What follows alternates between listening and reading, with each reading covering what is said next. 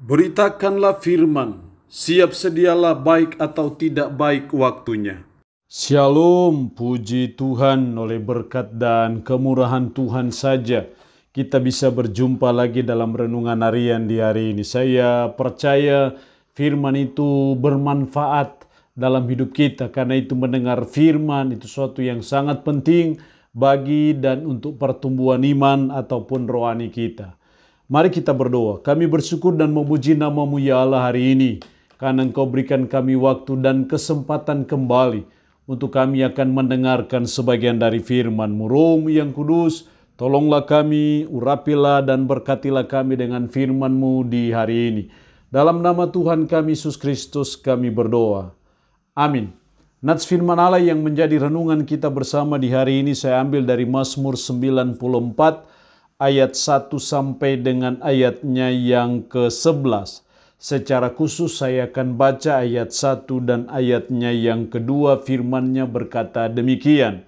Ya Allah pembalas, ya Tuhan, ya Allah pembalas, tampillah. Bangunlah ya hakim bumi, balaslah kepada orang-orang congkak apa yang mereka lakukan. Demikian kebenaran firman hari ini yang intinya mengajar dan menasihati kita. Allah pembela keadilan. Kenapa Allah pembela keadilan? Karena salah satu sifat Allah adalah adil. Allah itu maha adil.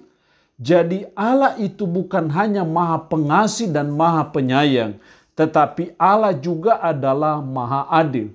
Maha pengasih dan penyayang itu artinya bahwa tidak boleh ada penghukuman.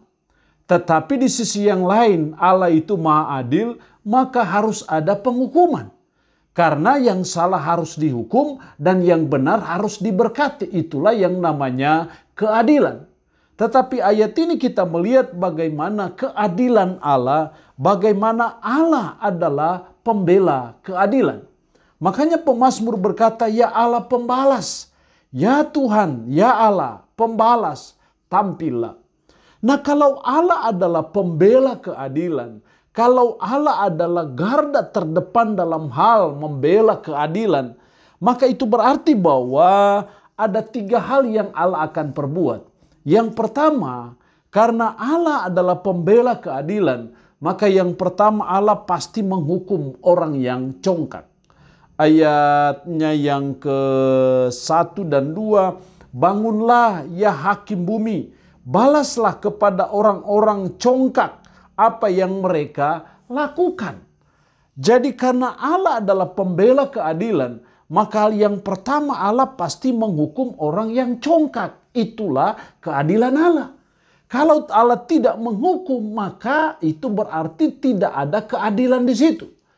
Jadi itu berarti bahwa sebagai umat, sebagai orang percaya, kita tidak perlu merasa kecil hati ketika ada orang congkak, ada orang yang sombong, yang menyombongkan diri. Kita tunggu waktunya. Allah pasti menghukum mereka karena apa? Allah pembela keadilan. Jadi kita tidak perlu tawar hati dengan orang-orang yang congkak, orang-orang yang sombong, karena Allah pasti menghukum orang-orang yang congkak ataupun orang-orang yang sombong.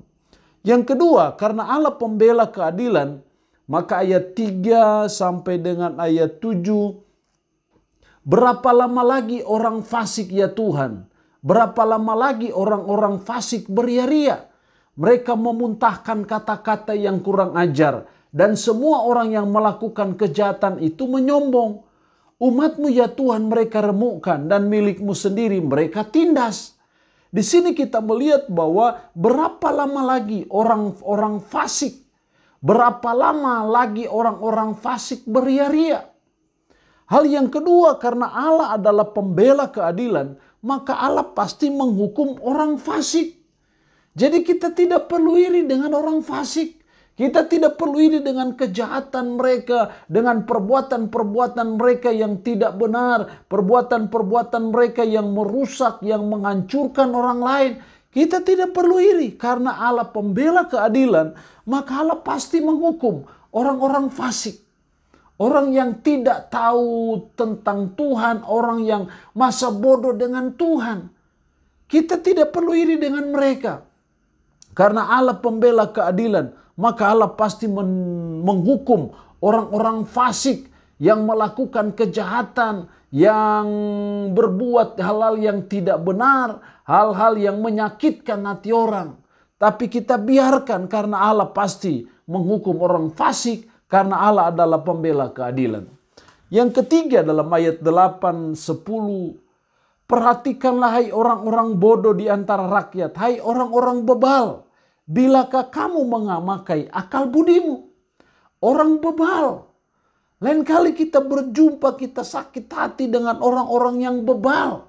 Tapi kita tidak perlu kecil hati, karena apa? Allah pembela keadilan, Allah juga pasti menghukum orang bebal. Makanya dalam ayatnya yang ke-10, dia yang menghajar bangsa-bangsa, masa akan tidak akan menghukum?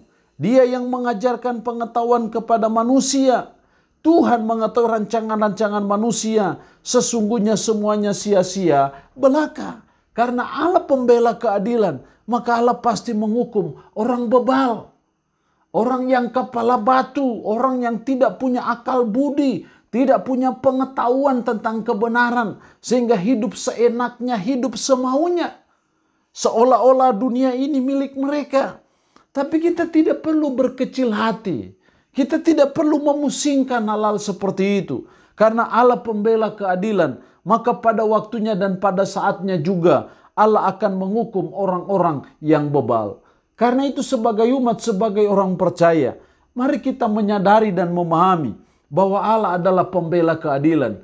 Sehingga pada waktunya, pada saatnya, dalam situasi dan kondisi tertentu, kita diperlakukan tidak adil oleh orang yang congkak, oleh orang fasik, oleh orang bebal.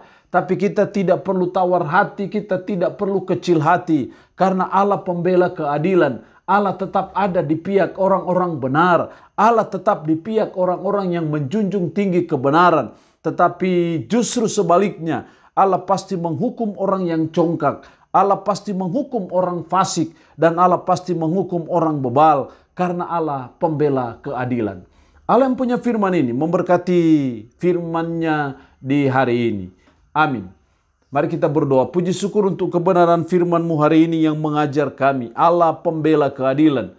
Karena itu Allah pasti menghukum orang yang congkak. Ajar kami supaya kami tidak jadi orang yang congkak. Allah pasti menghukum orang fasik. Tolong kami supaya kami tidak menjadi orang fasik. Allah pasti menghukum orang bebal. Tolong kami supaya kami tidak masuk kategori orang bebal. Roh-Mu yang kudus tanamkan dan meteraikan firman dalam hati dan pikiran kami. Dan sanggupkan kami untuk bisa memperlakukan firman ini dalam hidup kami sehari-hari. Yang memohon berkat Tuhan bagi umat-Mu yang mendengarkan renungan harian di hari ini. Diberkatilah mereka ya Allah dengan berkat-berkat jasmani maupun berkat-berkat rohani. Yang sakit hamba berdoa dalam nama Yesus. Tuhan lawat, Tuhan jamah, Tuhan sembuhkan dari sakit penyakit yang diderita. Terpuji-pujilah nama-Mu ya Allah. Dalam nama Tuhan Yesus Kristus kami berdoa. Amin. Shalom. Tuhan Yesus memberkati kita semua.